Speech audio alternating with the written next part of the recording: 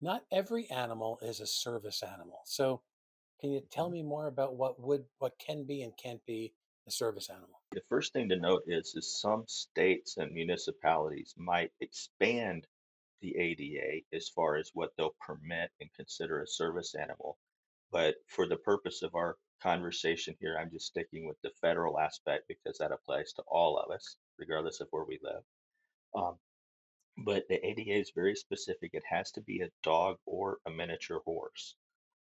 And before I scare any of the EMS providers out there that think, oh my gosh, we're going to have horses in the ambulance or something like that. Something to note about these miniature horses is they're usually, think of it like this way, they're going to be about the size of a Great Dane. So they're generally between 100 to 120, 30 pounds usually.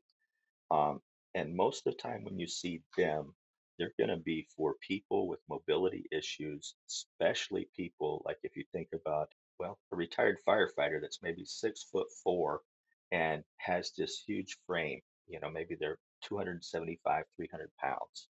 Um, that would be really difficult for a dog, even a Great Dane, to support, where a horse, just by their nature and their build, they're perfectly suited for that. The other one is as far as the dogs are concerned, breeds. The ADA does not segregate or delineate what breeds a service dog has to be. So they could be anything from a Chihuahua, they can be a Great Dane, they can be a Rottweiler, they can be an Irish Setter, a German Shepherd, a Lab, what have you. Um, but the biggest thing there is the breed of the dog or the size of the dog is going to be suited towards the person's disability and what they need.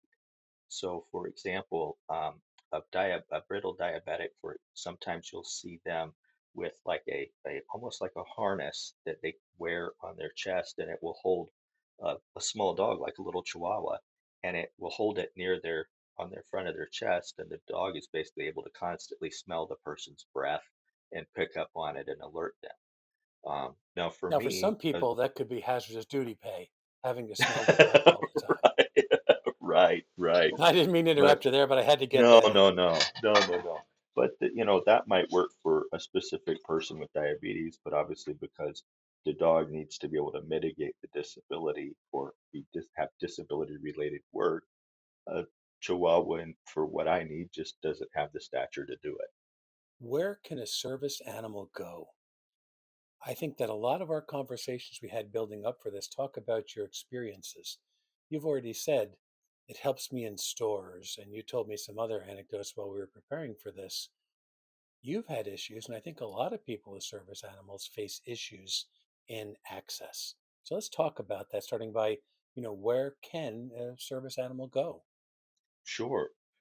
Well, the simple answer is, and according to the ADA, a service animal is permitted to go anywhere the general public can go. Um, the Department of Justice has a nice two-page document that's written in very much plain English that you can just find by going to ada.gov and then in their search bar put service animals and you'll find this info sheet. They specifically reference in this info sheet that there are, in essence, two places that are just universally considered that service animals cannot go. Period. No more discussion. And that would be an operating room and a burn unit. And the reason for those two is obviously the sterility of the environment. Okay. Now, the other key thing to note here is that this means they can go in an emergency room, they can go in an ambulance, they could go in a taxi cab, um, a public shuttle or bus, any public building or any business that's open to the public. Then so too can the service animal Okay. But I don't think it works out to be that easy for you, does it? go. Well, it would be nice if it did. What we really have is we have a disconnect. Service animals are not part of the typical initial education for EMS, what they do, where they can go, what their rights are. That's just not part of the equation. And as such, I didn't learn about where a service animal could go until I had one. which when I look back on my career was really kind of scary because if I would have run a call with a patient with a service animal, I would have absolutely done the wrong thing. And I probably would have been like, what are you talking? Like, we don't take dogs in the ambulance. We don't take dogs to the hospital. Um, but, and it happens more in healthcare than what a person would really realize. And usually the barring of access, it usually stems almost every case that I've experienced, it stems from just a lack of education of the staff and of the providers. Um, and cut me out, stop me, Dan, but this might be a good place to add like what can we ask service animal owners? No, let's go for it. This is a Okay. flow. Let it go. But the big thing to note though is when we talk about what is and is not a service animal, obviously the ADA says that it has to be a dog or miniature horse. It has to do work or perform tasks. So like for Carnes, he does deep pressure therapy, he does blocking, he does alerting. Those are physical tasks. If I said Carnes is my buddy, he comforts me, and he provides emotional support, then he's not a service animal under the ADA. He does not have the rights to access to where anywhere the general public can go, as my service animal does. So really, this leaves providers then with saying, okay, well, how do I know if it's a service animal or not? Because there's a lot of misconceptions out there that, oh, they have to wear a vest or the vest has to say this or what have you.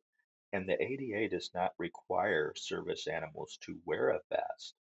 Um, and sometimes that's for many reasons, but one is the vest might interfere with the dog being able to perform its work for a particular person with a disability.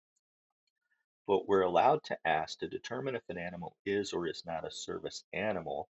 The ADA permits any business entity to ask two questions and only two questions. We can ask, is that a service animal required to mitigate a disability?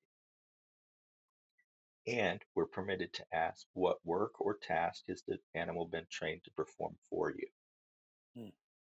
As a rule of thumb, anyone that balks at that, says you can't ask me that, um, whatever the case might be, if they do anything other than answer those questions, now we can say this is not a service animal and no, they don't have the access rights of a service animal.